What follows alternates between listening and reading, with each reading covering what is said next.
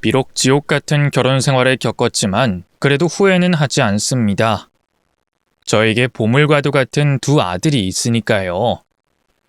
그래도 가끔씩 떠오르는 악몽 같았던 일들이 불쑥불쑥 떠오를 때가 있는데요. 오늘은 혼자 삭히기보다는 누군가와 공유하고 이야기를 나누고 싶네요. 직업도 변변찮고 허세에 찌든 그런 놈이 뭐가 좋다고. 그때는 죽일 놈의 연민 때문에 그 사람을 선택했네요. 이 사람은 나 없이는 안 되는 사람이니까 내가 아니면 누가 이 사람을 걷어주나 뭐 이런 생각으로 식장에 손잡고 걸어갔어요. 이제 내 앞에 펼쳐진 세상은 흙길이 아니고 꽃길일 거라 믿어 의심치 않았죠. 집안의 시스템이랄까요? 그런 게 좀 특이했어요. 집안에서 시어머니가 가장 권력을 쥐고 있었는데 그건 바로 돈 때문이었어요. 가지고 계신 재산이 얼마나 되는진 알지 못했으나 당시 남편이 했던 말을 빌리자면 죽을 때까지 굶지 않을 정도로 가지고 있다고 했었죠.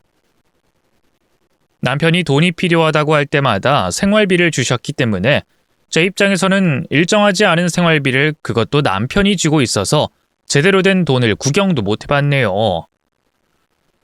마치 ATM기처럼 말만 하면 돈이 떨어지니 남편이 직장을 구할 리 만무했죠. 집에서 TV나 보고 게임만 하는 남편을 볼 때마다 이게 맞는 건가 싶더라고요.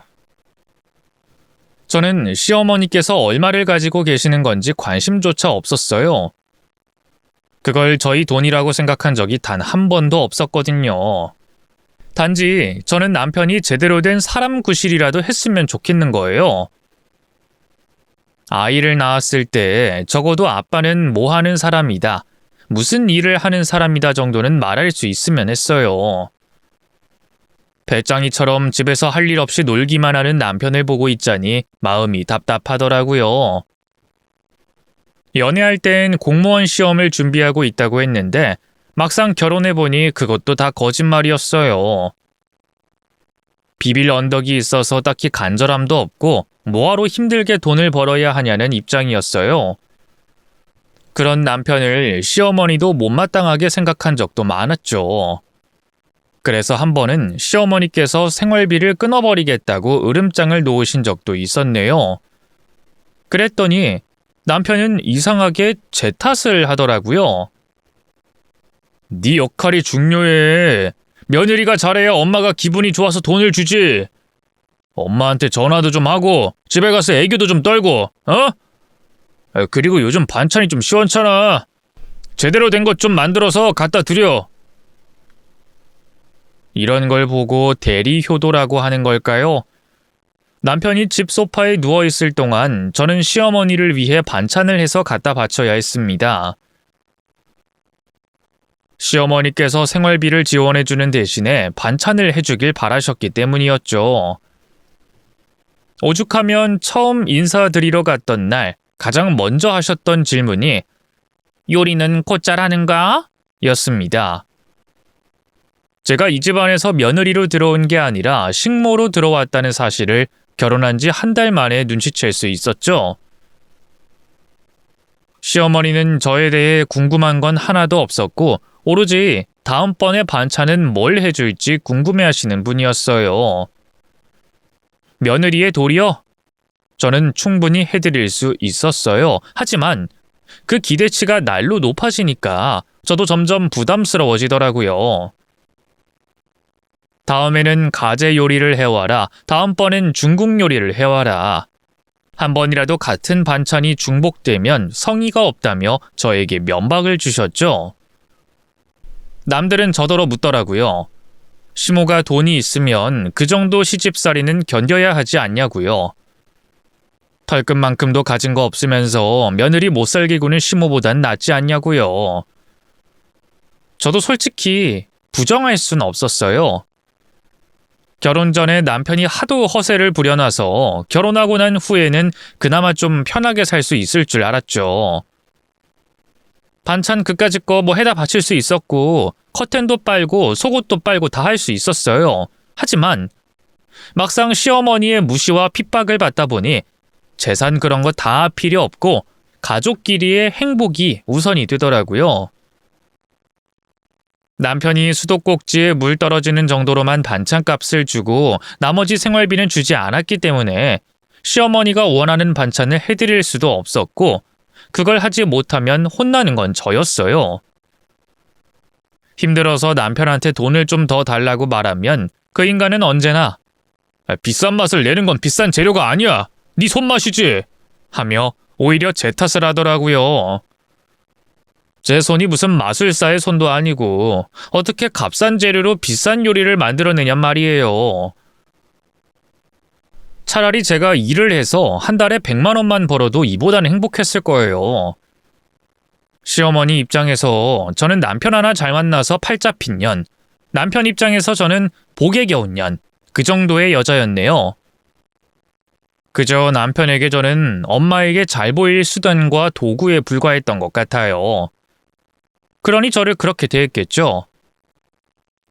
날이 갈수록 저를 무시하는 게 심해지더라고요. 남의 시선이 중요했던 남편은 저와 외출을 할 때마다 저에게 소리를 질러댔어요. 야, 없어 보이게 입지 좀 마. 나까지 사람들이 무시하잖아. 저도 서운해서 그럼 옷 사입게 돈 좀 주던가 하고 되받아치면 그 인간은 눈을 희번떡 뜨면서 내가 못해준 게 뭔데? 호강하는 주제 아주 바라는 건 많아가지고 하며 막말을 시전하더라고요. 꼴의 사회적 위상은 어찌나 중요한지 각종 동호회 회장직은 죄다 맡고 있고 무시당하기만 하면 씩씩대며 멱살부터 잡고 싸움을 하는 바람에 경찰서도 몇 번이나 다녀왔는지 몰라요. 어느덧 신혼생활이 지나고 이 생활에 익숙해지니 저도 쭈구리처럼 살지 말고 말할 건 말하고 당당하게 살아야겠다는 생각이 들더라고요. 이제서야 맞서서 시어머니의 말에 대꾸하기 시작했죠. 시어머니는 허구한 날 제 기를 죽이는 레파토리가 있었어요. 네가 해준 것만 먹으면 배가 아파. 대체 음식에다가 뭘 넣은 거야? 위생은 지키긴 하니? 아니 됐고 백숙이나 한 마리 끓여와라. 내가 보는 앞에서 요리해. 어서! 아유 어머님, 이거 저도 먹고 우리 남편도 먹는 건데 제가 어떻게 위생에 신경을 안 쓰겠어요. 어머님 혹시 장이 안 좋으신 건 아니에요? 시중에 파는 햄버거랑 피자는 잘만 드시더니 어째서 제가 정성껏 만든 반찬은 먹자마자 배가 아프실까요? 이 정도면 피자랑 햄버거만 드셔야 하는 거 아닌가요? 나더러 배달 음식만 처먹으라는 얘기야? 너 반찬하기 싫다고 나더러 피자랑 햄버거로만 때우라고? 그걸 먹으면 멀쩡하시잖아요. 저는 어머님 건강이 걱정돼서 그래요. 이참에 병원 한번 가보시는 게 어떨까요? 내시경 한번 싹 하시죠. 됐다. 내시경은 무슨... 아무튼 어머님, 백숙은 다음에 해드릴게요. 지금 저녁 9시잖아요. 언제 닭 사서 끓여요. 그거 지금부터 하면 새벽에 드셔야 할걸요? 이게 꼬박꼬박 말대꾸까지 하고. 너 많이 변했다? 변해야 사람이죠. 안 변하면 그게 로봇이지 어디 인간인가요? 저 너무 미워하지 마세요 어머님. 제가 하루 종일 하는 거라고는 어머님 반찬 만들고 장 보는 것밖에 없단 말이에요. 어머님을 위해 인생을 바치고 있는 사람인데 어머님까지 저를 미워하시면 저는 인생의 의미를 잃어버려요. 그러니까 우리 잘 지내봐요. 참나, 뭐가 이쁘다고 잘 지내봐? 얼굴이 예쁘기래, 음식 맛이 뛰어나기래, 성격이 한결같기래. 너라면 너 같은 며느리 예뻐할 수 있겠어? 그래도 이 정도면 최선을 다하는 거예요. 어머님 아들이 저한테 얼마나 야박하게 구는지 알아요? 저는 생활비라는 것도 없고요. 어머님 해드린다고 반찬 맛있는 거 하겠다고 돈 좀 달라고 해도 어찌나 짜게 주는지 몰라요. 그 한정된 돈으로 이만큼 성과를 내는 건 엄청난 노력이 있어서 가능한 거예요, 어머님. 제 노력 알아주셔야 한다니까요. 너 지금 뒤에서 우리 아들 뒷담 아냐? 오죽 답답하면 어머님한테 이런 말 꺼내겠어요? 친구들이나 우리 가족들한테 이런 말 꺼낼 순 없잖아요. 내가 살다 우리 아들 욕짓거리하는 며느리를 다 보겠네. 아이고, 아이고 머리야. 그럴 거면 말을 꺼내지도 마. 어디서 건방지게 신랑 욕을 시어머니 앞에서 해. 네가 지금 처녀였어 봐. 우리 아들 같은 남자 만날 수 있을 것 같아? 나라면 항상 고맙다고 머리를 조아리며 살 것 같구만. 너는 뭐가 이렇게 불만이 많아? 세상에서 가장 잘난 어머님 아드님이 지금 어머님을 돈으로 보고 있어요 라고 말씀드리고 싶었지만 그 말까진 하지 않았어요. 저도 이렇게까지 어머님에게 말대꾸를 하고 싶지는 않았지만 저도 숨 쉴 틈이 필요했습니다. 적어도 저에게 네가 고생이 많다, 고맙다 이 정도의 말만 하셨어도 그동안의 서름이 싹 씻어 내려갔을 거예요. 하지만 어머님은 언제나 저를 아들 뺏어간 여우 같은 여자로 취급하셨죠. 그날 밤 집에 들어온 남편은 저를 보자마자 역정을 냈습니다. 야, 너 우리 엄마한테 뭔 소리 했냐? 대체 뭐라고 했길래 엄마가 화가 잔뜩 났냐고? 글쎄, 기억이 안 나네. 나는 사실대로만 말했을 뿐인데. 반찬 그까짓 거 해주는 게 뭐가 벼슬이라고 싫은 소리 틱틱하기나 하고 말이야. 그럼 당신이 한번 해봐. 그렇게 쉬운 일이면 직접 해보라고. 어머님이 얼마나 무리한 걸 부탁하시는지 알아? 갑자기 가재 요리를 해오라고 하시면 난 대체 무슨 돈으로 그걸 해와? 당신이 돈을 주는 것도 아닌데 어떻게 돈을 구해서 가재를 사러 나가냐고? 내가 돈 안 준 적 있어? 없잖아! 네가 말할 때마다 꼬박꼬박 줬잖아! 3만 원으로 구첩반상을 만들라는 말이야? 인터넷 보면 3만 원으로 일주일 버티는 가족들도 많더라. 네가 낭비하지 않고 알뜰하게 만들기만 하면 충분히 가능한 돈이야. 요즘 마트 가서 장 보면 7, 8만 원 우스워. 어떻게 3만 원으로 일주일을 버티냐고? 그건 네가 흥청망청 써버려서 그렇지. 당신 하는 말 하나하나 모순적인 거 알아? 생활비는 쥐꼬리만큼 주면서 남들이 봤을 땐 없어 보이게 살지 말라며. 무시당하지 않기 위해서 귀티나게 다니라며. 돈이 없는데 어떻게 귀티나게 다녀? 대체 나는 어떻게 살아야 돼? 몇 푼 안 되는 돈으로 시어머니 봉양하고 반찬 갖다 바치고 화장하고 머리까지 꾸며야 하는 거야? 그럼 당신이 어머님한테 받는 돈은 죄다 어디에 있어? 대체 어디다가 쓰길래 항상 돈이 없냐고? 내가 많은 걸 바라는 게 아니잖아. 적어도 사람이 숨 쉴 틈은 줘야 하는 거 아니야? 내가 지금 나조차고 이러고 살아? 다 우리 미래를 위해서 아끼고 모으는 거 아니야? 그럼 공유 좀 해줄 수 있어? 얼마나 모았는지 나도 좀 알자. 알아서 뭐하게. 알아봐야 돈 뜯을 궁리만 하겠지. 왜 나는 항상 돈 뜯는 사람인데? 지금 내가 어떤 인생을 살고 있는지 알잖아. 나 지금 당신이랑 어머님을 위해서 살고 있는 거 안 보여? 결혼하고 단 한 번도 내 물건 사본 적 없어. 옷도 늘 입던 것만 입고 신발도 밑창 다 뜯어질 때까지 신어. 나 행복하게 해주겠다더니 왜 이렇게 나를 막대하는 건데? 나는 소박하게 살더라도 남편이 따뜻한 한마디만 해줘도 행복해질 수 있어. 내 입장 한번 생각해주는 게 그렇게 어려운 일이야? 그럼 네가 잘하면 되잖아. 이게 다 누구 때문에 이따위로 사는 건지 진짜 몰라서 그래? 눈치가 없어? 아니 머리가 나쁜 거야? 우리 엄마가 며느리 볼 날만 얼마나 기다렸는데 제대로 된 며느리만 보면 다 내어줄 생각까지 하셨던 분이야.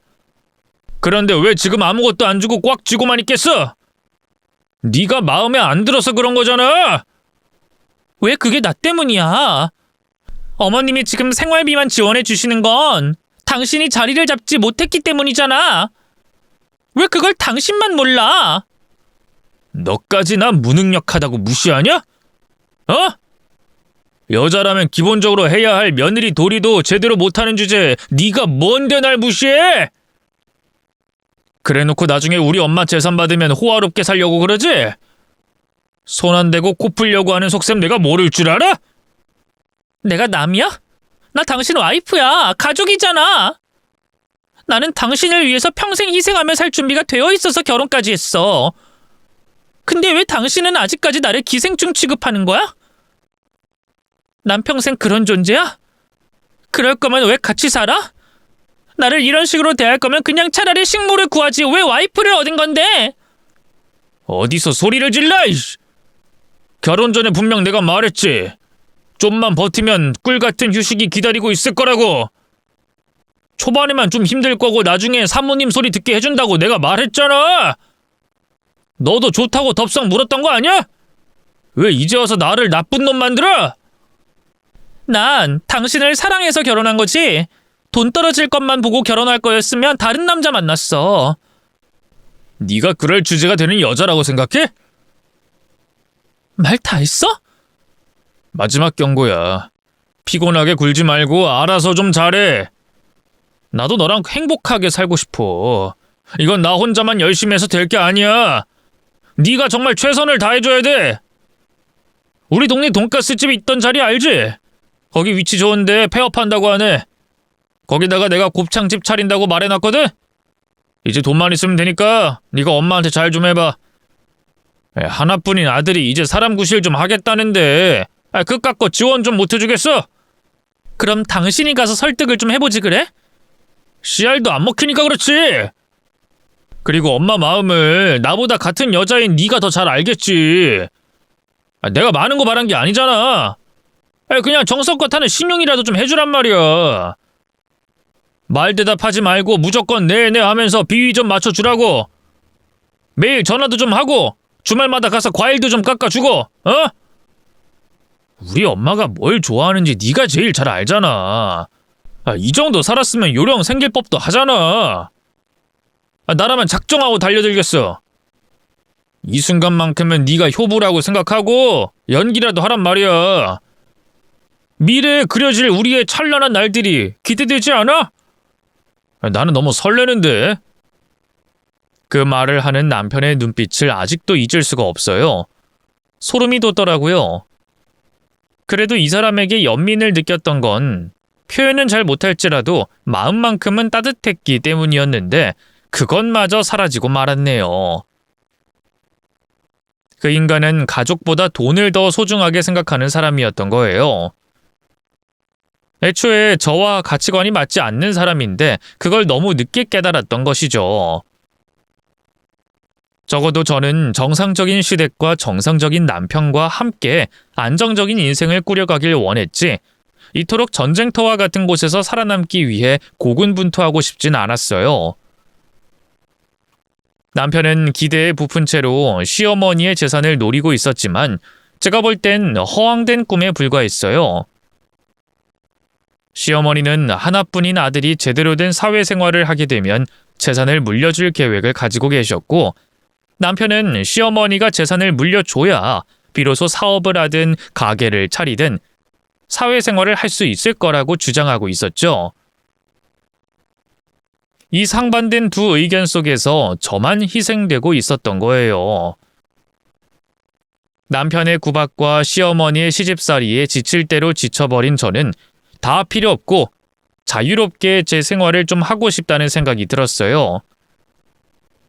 그렇게 자연스레 이혼까지 생각을 하게 됐네요. 하지만 타이밍도 참 얄궂죠. 남편에게 이혼을 하자고 말하려던 그 순간 임신 사실을 알게 됐습니다. 제 뱃속엔 이미 우리 첫째 아들이 무럭무럭 자라고 있었죠. 그토록 바라던 손주가 생기니 시어머니도 저를 더 이상 하대하지 않았고 남편 또한 조금씩 달라지기 시작하더라고요.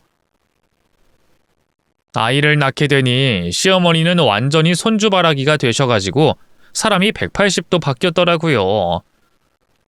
그리고 2년 후 둘째 아들을 낳게 됐습니다. 무조건 아들만 외치던 시어머니였기에 손자가 둘이나 생기니 몹시 행복해하셨네요. 시어머니께서 아들 둘이나 낳았다고 저한테 처음으로 고생했다는 말을 건네셨고 봉투 하나를 주시더라고요. 하지만 그 봉투는 남편이 낚아채고 말았어요. 정말 순식간이라 대응할 힘도 없었습니다. 너무 기가 막혀서 힘을 쥐어짜내 소리를 질렀네요. 아이 둘 낳고 처음 받은 돈을 그렇게 냉정하게 뺏어갔어야 했어? 돈이 좋으면 그냥 돈이랑 살아. 나랑 살지 말고. 무슨 소리야? 네 돈이 내 돈이고 내 돈이 네 돈이지. 왜 선을 긋고 그래? 먼저 선을 그은 건 당신이야. 이걸로 곱창집 차리는데 보태려고 그래. 됐어? 꼭 남편이 하는 일을 망치고 싶냐?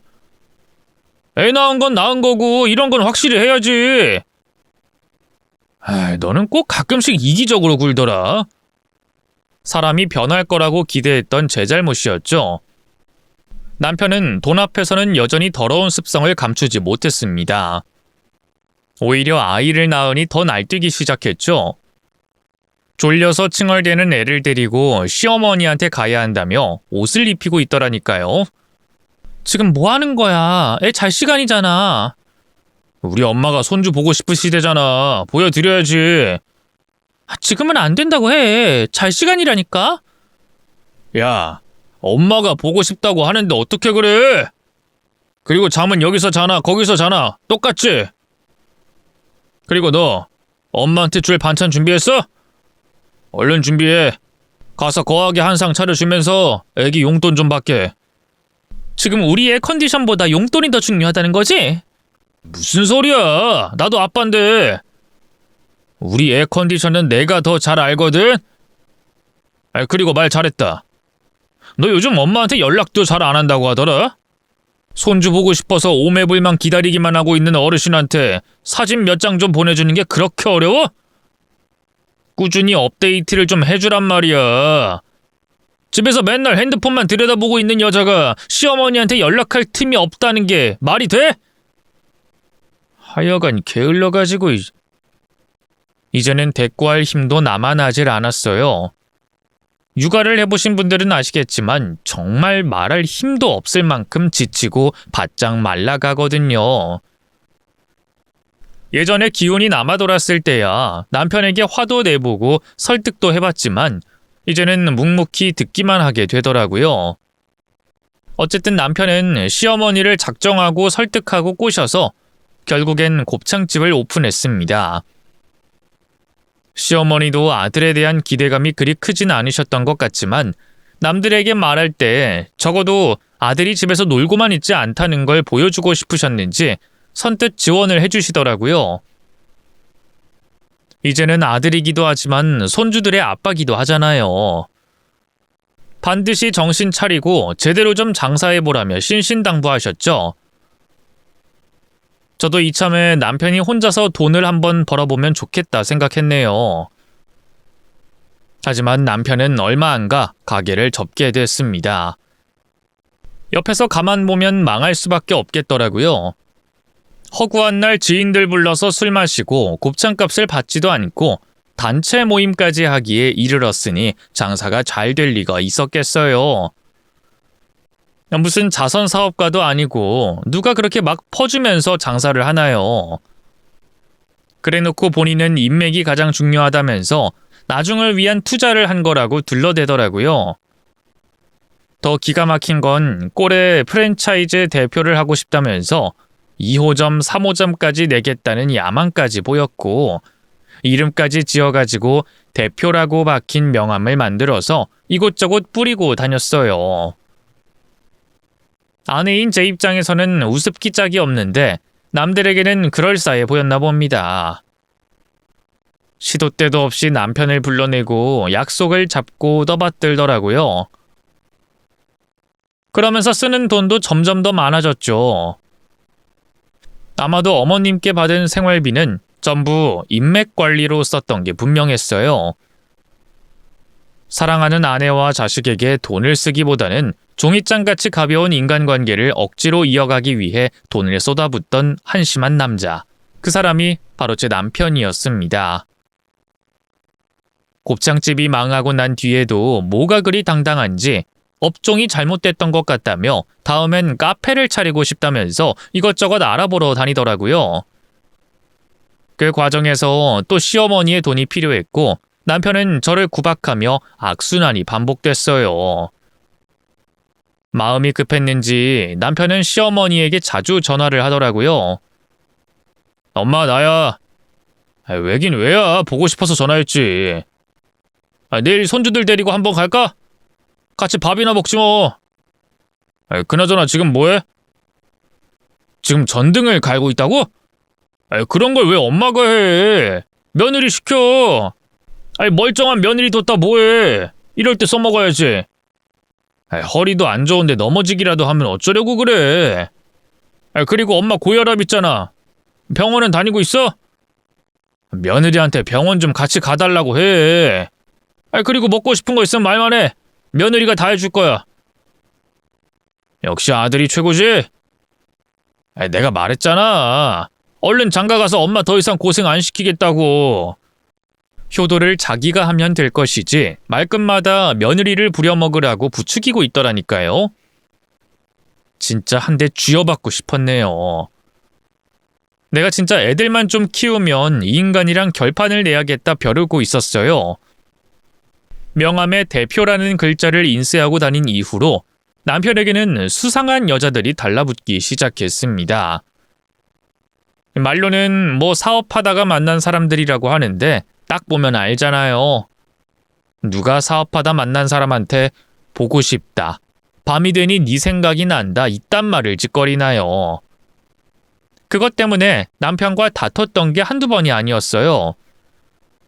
남편은 늘 당당했죠. 밖에서 비즈니스를 하고 있으니 이 정도는 네가 이해해줘야 한다. 어쨌든 법적인 부부관계는 유지하고 있지 않냐. 나는 아빠로, 너는 엄마로 의무를 다하며 의리를 지키며 사는 게 부부다. 그 외의 사적인 부분에 대해서는 서로를 존중해 주는 게 맞다. 이런 식으로 저를 설득하려 들더라고요. 하지만 제가 바라던 결혼 생활은 이게 아니었어요. 점점 현실을 직시하며 마음을 내려놓기 시작했네요.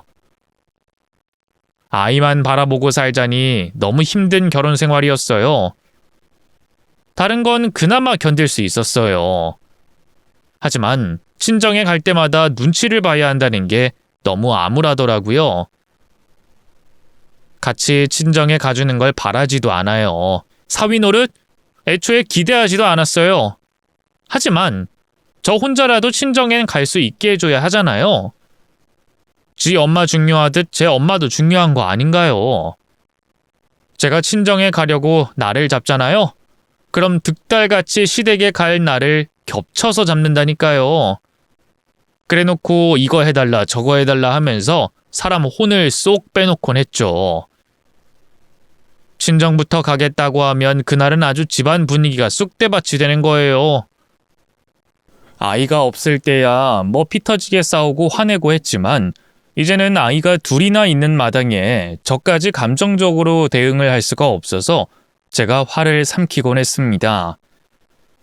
덕분에 가슴 안에는 늘 화병이 자리 잡고 있었네요. 그날은 저희 친정엄마 생신날이었어요. 간만에 가족들이 다 모인다고 하길래 저도 아이들을 데리고 가고 싶어서 남편한테 신신당부했네요. 그날만큼은 내가 꼭 친정 행사에 참석해야 되니 다른 약속을 잡지 말아달라. 다른 날도 아니고 엄마 생신날은 꼭 참석해야 한다고 빌듯이 확인시켰어요. 그랬더니 그날 저더러 뭐라고 한 줄 아세요? 지금 당장 엄마 집 가서 김장 좀 해줘. 엄마가 간 만든 김치를 먹고 싶대. 엄마가 먹던 스타일이 있으니까 가서 해야겠어. 잊었어? 오늘 친정엄마 생신이야. 내가 예전부터 말했잖아. 알아. 나도 안다고. 김장 뭐 얼마나 된다고 후딱 하고 가면 되지. 뭘 그렇게 정색해. 내가 어려운 부탁한 것도 아니잖아. 시댁에는 내일 갈게. 오늘은 정말 안 된단 말이야. 김장이 말이 쉽지 그게 얼마나 오래 걸리는지 알아? 준비하려면 며칠은 걸리니까 좀 기다렸다가 하면 되잖아. 가서 겉절이라도 좀 하면 되잖아. 엄마가 뭐 먹고 싶다고 한 건 이번이 처음인데 그것도 못 해주냐? 어르신이 하는 말이 말 같지 않아? 며느리가 시어머니한테 고작 배추김치 하나 못 해줘? 우리 엄마가 너 친정 가는 것까지 눈치를 봐야 돼? 우리 엄마가 뒷전이라 이거야? 그런 식으로 나한테 죄책감 심어주지 마. 평소엔 통했을지 몰라도 이번엔 안 통해. 김장은 매일 해도 그만이지만 엄마 생신은 오늘뿐이야. 나에게도 우선순위라는 게 있어. 당신한테 어머님이 중요하듯 나도 우리 엄마가 중요해. 딸 시집간 이후로 1년에 한 번 볼까 말까 하는 게 말이 된다고 생각해? 엄마 생신이라고 용돈도 한 번을 챙겨준 적 없어. 그런 도리조차 못하는 것도 서러워 죽겠는데 참석까지 하지 말라고? 너무 이기적인 거 아니니? 그러니까 김장을 하고 가라고. 누가 뭐래?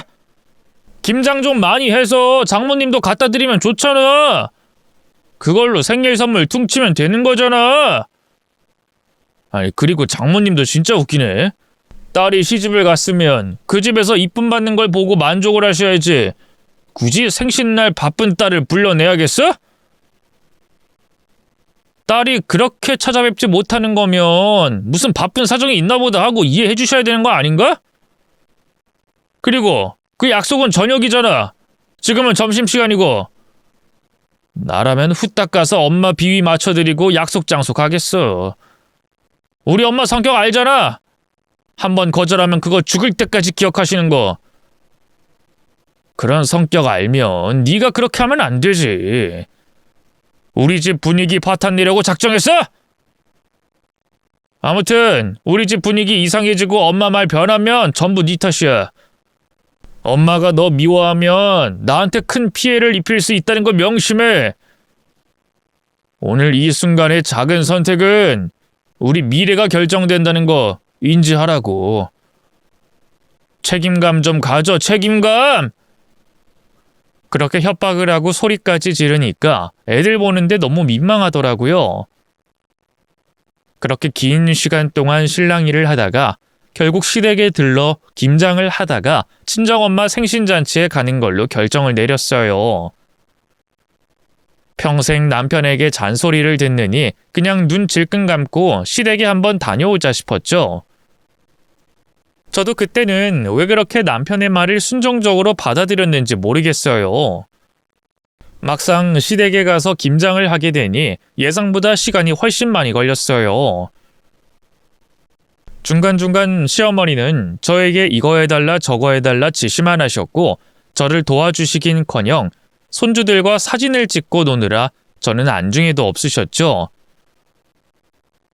그렇게 약속 시간이 점점 다가왔고 저는 초조해져서 그 자리가 정말 가시방석이었네요.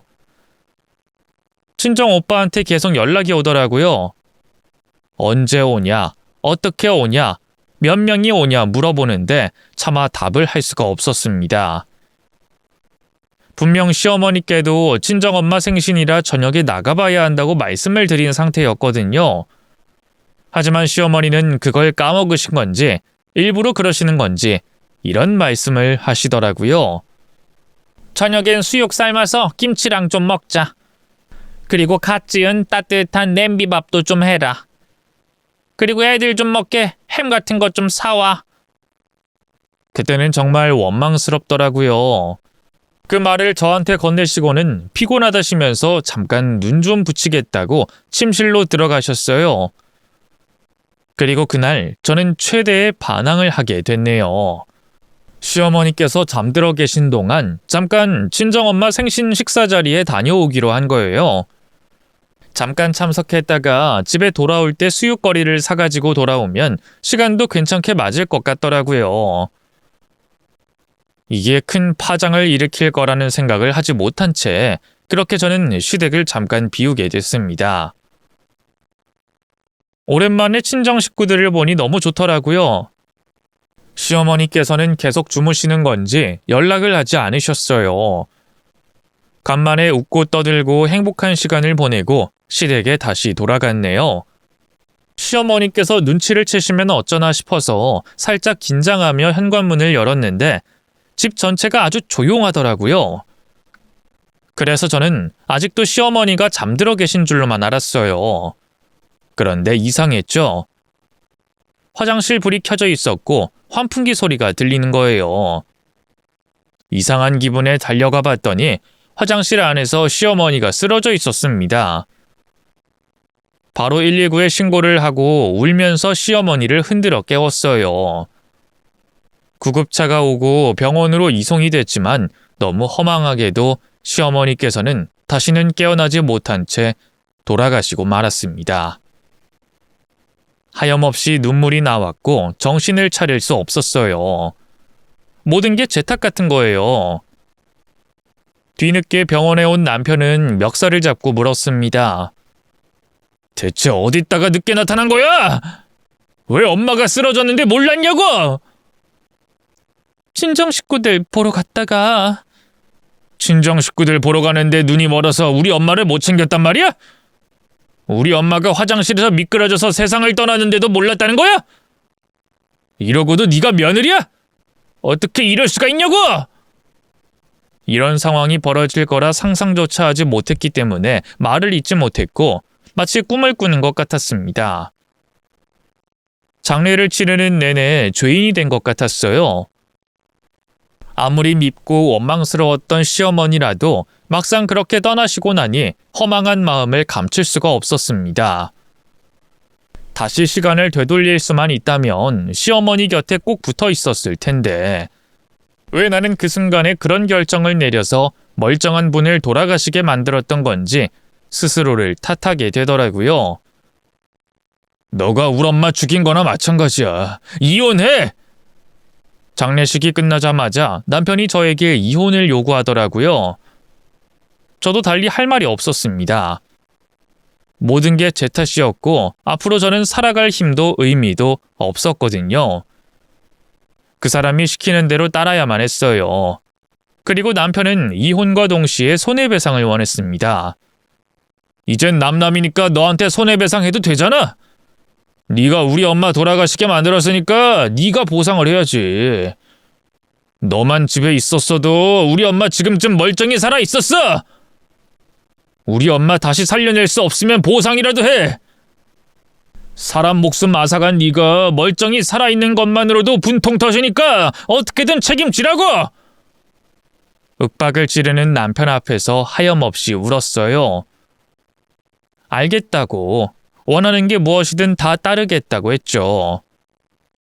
이제 제 인생은 없는 것이나 다름없었어요. 가족을 잃은 그 슬픔을 제가 어찌 감당할 수 있겠어요. 그 후로 남편과 이혼 준비를 시작하며 그 사람에게 한창 시달리고 있던 찰나 저는 의문의 연락을 받게 됐습니다. 변호사라고 하더라고요. 남편과 저를 불러 긴히 할 얘기가 있다면서 만남을 요청했어요. 이제는 이혼까지 생각한 마당에 시어머니 담당 변호사가 나한테 할 말이 있나 싶어 처음엔 거절했지만 꼭 만나서 이야기를 들어야 한다며 굳이 저를 부르시더라고요. 변호사를 만나러 갔는데 남편이 먼저 와 있더라고요. 흥분한 남편은 네가 여길 왜 왔냐고 도끼 눈을 뜨고 저를 바라보며 윽박을 지르는데 변호사가 입을 열었습니다. 상속에 관련해서 말씀드리고 싶은 게 있어서 이렇게 불렀습니다. 남편은 기가 막힌다는 듯이 변호사를 나무라더군요. 아니 내가 외아들이고 당연히 상속은 나한테 하는 건데 뭐하러 이 사람까지 부릅니까? 그냥 통보식으로 전화만 하면 되는 거지 뭘 만남까지 가져야 하냐고. 나 바쁜 사람이야. 네, 그 부분에 대해서 안 그래도 말하려던 참이었습니다. 돌아가시기 1년 전쯤에 저에게 상속에 대해서 변경할 게 있다고 찾아오셨거든요. 그게 무슨 말입니까? 뭘 변경해요? 재산 모두를 손주 2사람에게 증여하셨고 성인이 될 때까지 며느리가 관리하도록 하라고 하셨습니다. 뭐야? 그럼 내 몫은?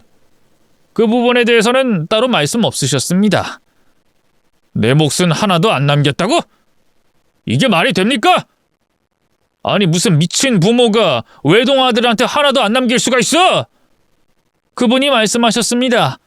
돈밖에 모르는 아들로부터 생명의 위협까지 느끼고 있다고. 아들한테 전 재산을 물려주면 흥청망청 쓰게 될 게 뻔하니 그 재산을 지킬 수 있는 유일한 방법은 며느리에게 맡기는 것뿐이라고 하셨습니다. 저기요 변호사님, 이 사람이 바로 저희 엄마를 돌아가시게 만든 장본인입니다. 근데 어떻게 재산을 맡길 수가 있죠? 법적으로 고소할 겁니다. 각오하세요. 일단 상속에 대한 것들은 제가 바꿀 수가 없습니다. 고인의 뜻대로 진행하는 게 제 의무죠. 그러니까 왜 이 여자가 우리 엄마 재산을 가로채냐고! 왜 사람을 열받게 해! 당장 바꿔. 당장! 남편은 자리에서 일어나 소리를 지르며 물건들을 깨부수며 깽판을 쳤습니다. 그 와중에도 저는 얼떨떨하더라고요. 대체 왜? 시어머니는 늘 저를 싫어하고 미워했는데 왜 재산을 저에게 맡긴 건지 의아했습니다. 아무리 아들이 개차반이고 못 믿어워도 보통은 며느리보다 아들을 신뢰하는 게 일반적이지 않나요? 남편은 허구한 날 저한테 찾아와서 재산 내놓으라고, 양심이 있으면 모두 뱉어내라고 협박을 했습니다. 자식들은 눈꼽만큼도 생각하지 않더라고요. 양육권이고 뭐고 다 저한테 알아서 하라며 자기는 새 삶을 찾아 떠나가겠다고 하더니 이제 와서 저에게 매달리는 꼴이 돼버린 것이죠. 이상하게 그 사람에게는 슬픔의 감정이 없는 것 같았어요. 부모가 세상을 떠났는데도 오로지 돈밖에 모르는 그 사람의 모습을 보니 정말 이게 인간이 맞나 싶더라고요. 결국 시어머니의 유품 또한 제가 정리를 하게 됐어요. 그러던 중 시어머니가 생전에 쓰시던 핸드폰을 발견하게 됐죠. 그리고 그 흔적을 쫓다가 아주 충격적인 걸 발견하게 됐습니다. 남편은 여전히 제가 가해자라며 저를 협박하며 재산을 내놓으라고 역정을 냈고 심지어 친정집까지 찾아와서 행패를 부렸어요. 도저히 안 되겠다 생각한 저는 남편에게 다가가 조용히 물었어요. 네가 그럴 자격이 있다고 생각해? 오, 이제는 적반하장으로 나오시겠다 이거야? 사람 저 세상으로 보내놓고 뻔뻔하게 나오겠다 이거지? 어머님이 왜 그렇게 됐는지 너는 알잖아. 그래 알지. 너 때문이잖아. 정말 그렇게 생각해? 대체 이 여자가 무슨 말하는 거야? 이씨. 우연히 어머님 핸드폰을 발견했어. 마지막 통화가 당신으로 되어 있더라. 그래서 그게 뭘 어쨌다고? 그거 알아? 어머님 핸드폰엔 자동 통화 녹음 기능이 있더라고. 내용을 들어보니 아주 가관이더라. 아주 폐륜적인 말을 서슴없이 했던데 가뜩이나 고혈압 있으신 분한테 그런 말을 짓거리면 당연히 충격받고 뒷목 잡지 않겠어? 어째서 어머님을 그 지경까지 만든 건데? 대체 어머님이 뭘 그렇게 잘못했는데 아들한테 그딴 협박까지 받아야 하는 거냐고? 어머님이 왜 화장실에서 미끄러졌는지 알아? 당신한테 전화 받고 뒷목 잡고 쓰러진 거야. 하도 재산을 안 주니까 답답하니까 아들로서 그 정도 말은 할 수 있잖아. 와이프랑 자식들 다 버리고 새 여자랑 새 출발하려면 돈이 필요했겠지. 하지만 돈 나올 구멍이 어머님밖에 없어서 끊임없이 설득을 해야 하는데 먹히질 않아서 화내고 협박하고 폐륜적인 말까지 저지른 거겠지. 너무 이상했어. 어머님이 돌아가셨는데 당신은 한 번도 울지 않더라. 의연하게 참는 거라고 생각하기엔 너무 멀쩡해 보였어. 그리고 어머님이 돌아가셔서 가장 이득을 볼 사람은 당신 아니야?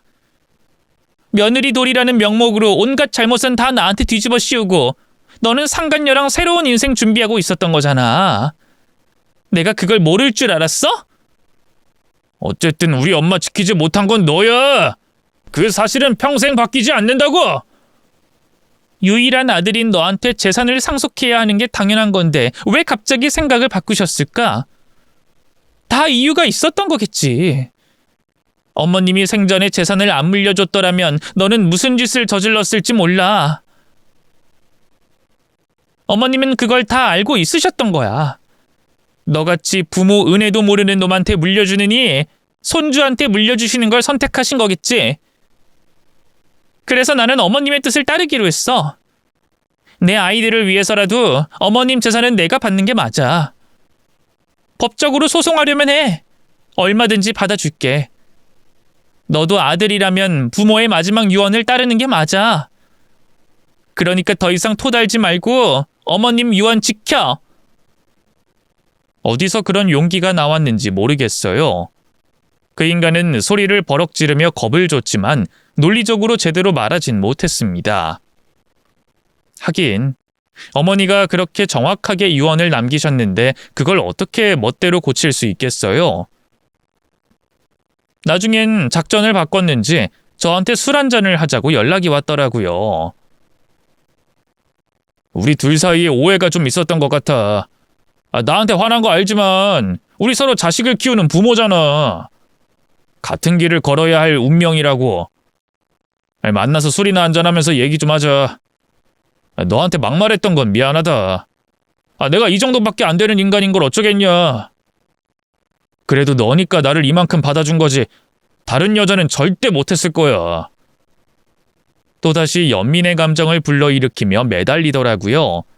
하지만 이제는 절대 속지 않아요. 새로운 인생 살겠다고 와이프와 자식 모두 내팽개치고 돈까지 가로채고 보상까지 하라고 윽박지른 주제. 대화는 무슨.